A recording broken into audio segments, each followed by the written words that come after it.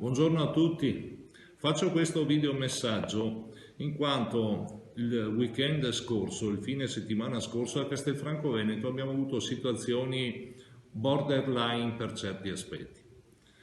Stiamo vivendo un momento particolare dove la pandemia ci ha limitato nelle libertà. Castelfranco Veneto, così come il Veneto, ancora gode della possibilità di poterci spostare e di vivere una situazione pseudo normale.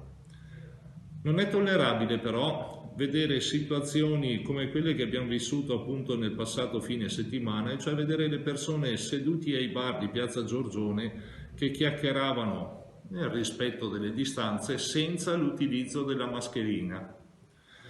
Ricordo che ci si può sedere al bar, ordinare la consumazione, ci si abbassa la mascherina, si consuma e poi la si reindossa. Nulla osta che si possa continuare il momento di convivialità con la mascherina indossata.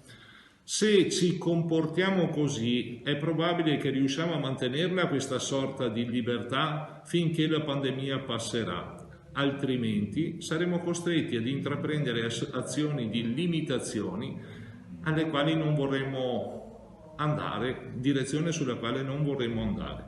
Grazie.